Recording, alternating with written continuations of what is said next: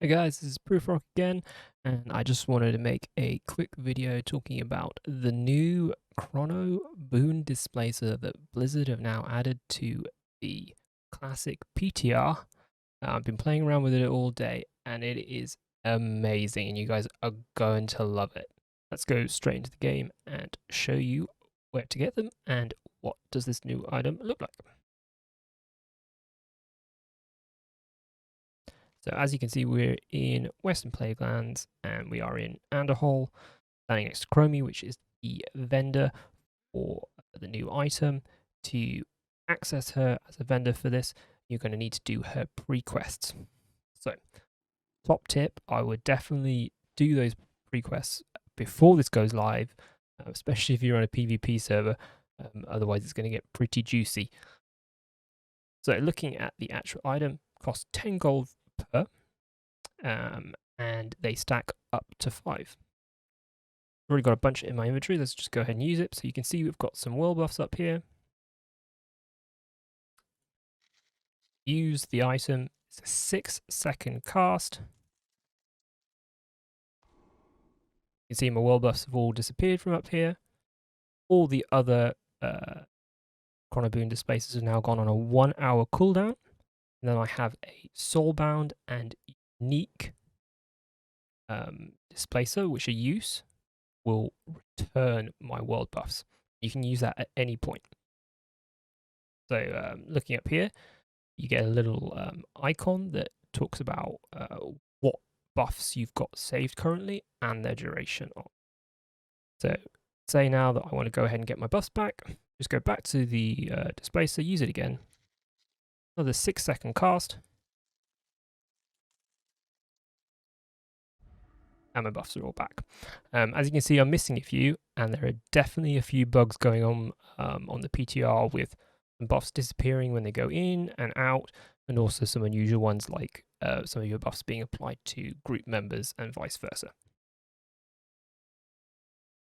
Let's talk a little bit about some of the testing that I've been doing today with this. Firstly, these work in combat. So potential uses for that include, for example, if you're got buffs and it looks like your raid is wiping, instead of having to be that guy that hearths out now, you can use the item, as long as you don't get interrupted, for 6 seconds to save all your buffs, die, everybody reses back up, and then you can reapply your buffs again. Of course, this will put a 1-hour cooldown on your beacons once you've used them. So if you won't be able to use them for another hour, which adds an interesting dynamic now where essentially you've got basically one lifeline per raid, depending on how long your raids go on, where you can get your buffs back after one wipe, essentially. And one of the most welcome elements of this change will be that now it is much easier for people to be able to get buffs, keep them saved, but then go ahead and play their characters while they've got all their buffs saved. They can play their characters during the week up till their raid, and then when it comes to raid day, just unpack their buffs and they're good to go. Whereas previously, the world buff meta meant that there was prolonged periods where you were unable to play your main. All the individual buffs can be packed into the beacons multiple times and unpacked multiple times. So if you want, you could continually put them in and out, in and out, ad infinitum if you so wish. However, each beacon can only be used once, so you are going to be spending 10 gold per each time that you pack and unpack. Once you've got a buff and it's being packed into the beacon, you can no longer receive the same buff.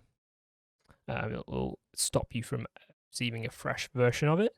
So the only way to then get a fresh version of that buff would be to unpack it, get rid of it, let it run out, cross it off, click it off, etc. Then receive a new one. However, and this is the key thing with it, you can receive other world buffs while you have saved buffs. So the obvious application for this means that you can For example, if we look at the current buffing meta, the most dangerous buffs to get specifically on PvP servers will be ZG and DMF and Songflower, because those are buffs that you occasionally have to get in PvP zones where you are vulnerable to being dispelled or killed when you're trying to buff.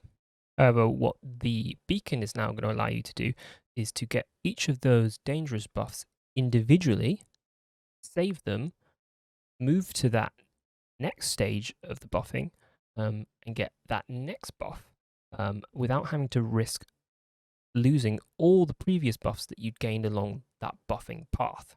And because you are able to pack and unpack buffs as much as you want to, the only thing that you're gated wise safety for getting your buffs and to avoid being dispelled or killed with them is that you have to spend 10 gold per beacon.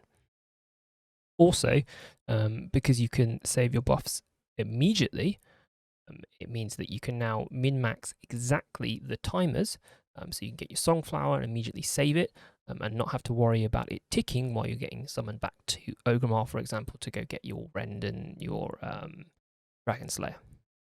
And then, once you've done your complete buff run, you can save all of your buffs yet again, go to your raid, and while you're traveling to your raid, because your buffs are saved on your beacon, you don't have to worry about any PvP around raid zone entries.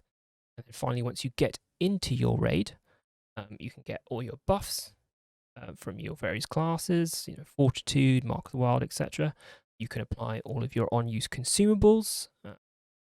And for reference, things like Zanzas and all of those items that apply buffs do not get saved. But you can use those in your raid. And then once you've got all those buffs and consumables running, you can open up your beacon and apply all your world buffs. And it counts the new application of your world buffs from your beacon as new buffs, which means as far as the buff cap is concerned, you will use your class buffs and your consumes will go first from your buff cap rather than your world buffs. So now you are both protected from losing your buffs while you're buffing, but also protected from losing your buffs in your raid from the buff cap. So overall, this is a amazing quality of life change for Classic, and it's just such a shame that it's come so late in the phases towards the end of Phase 6. There's no specific timeline yet for when Blizzard is going to push this live, although it seems that this is going to happen before TBC lands, and I suspect probably this is going to come with the pre-patch. So let me know about what you think about the changes in the comments. Personally, I'm super excited about this change and cannot wait for it to go live, and crossing my fingers that it's sooner than later. Otherwise, for the channel, you're going to see a lot more WoW Classic and Classic TBC content coming out in the next week or so. So if you're interested in that, subscribe and look out for those new videos. In general, I'm also streaming on Twitch at Prufrock TV, and there'll be a link for that in the video description below. Alright guys, thanks for watching, and I'll see you in the next video.